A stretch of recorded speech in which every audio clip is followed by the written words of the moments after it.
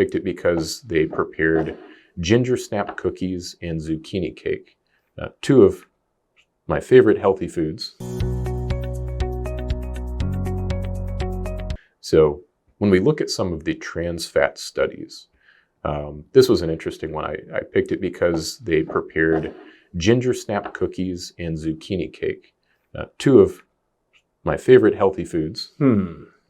And let's see what happened. So canola oil was used as the main fat ingredient. Zucchini cake and gingerbread cookies were baked at 180 and 200 degrees Celsius. They also prepared stir-fried chicken at 200 and 275 degrees Celsius. The lipids from the food were extracted, blah, blah, blah, and they were assessing the trans fatty acids. And they concluded that baking and stir-frying at normal and or extreme temperatures did not significantly affect the amount of trans fats. How'd they get trans fats in Crisco then? Apparently not. What's that process where they make the fat hard? I heard that mentioned over and over again in the seed oil podcast that I listened to preparing for this. Yeah. There's a process where you make the fat into a hard substance. Sounds like hydrogenation, doesn't it? It does. Yeah. So it was kind of interesting when, and this is kind of a clinically directed podcast. Our after hours podcast is directed like truly at the layman and with minimal clinical terms and jargon as possible.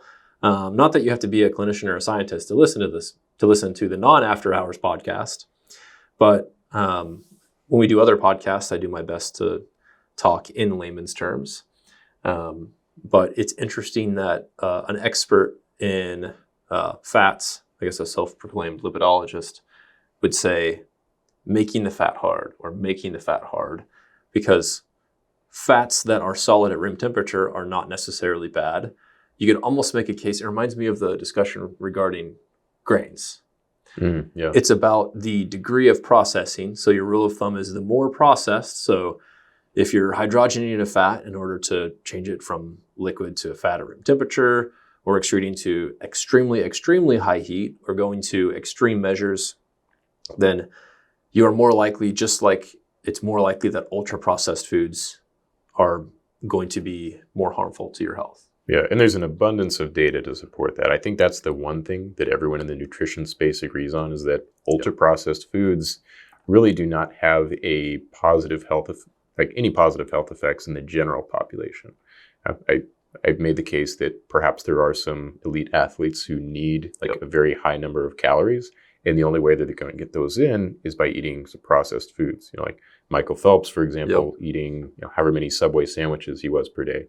Yeah, that's a lot of processed food, but clearly he had good metabolic health and great athletic performance. But the average person is not spending 8 hours in a pool exercising every day. Yeah, although I feel like a person that's an elite athlete, so maybe I need ultra processed foods. Of note, yes, some seed oils would be considered ultra processed. Yeah, this is true. Going back, I guess, circling around to the trans fats again, there is another study here that found a bit of trans fat that developed whenever they were specifically stir frying in corn oil. But the amount of that was still less than 1% of the total fat content. So there was about a 1/4% that was found in just raw corn oil, even after it was baked, after it was pan fried, after it was deep fried.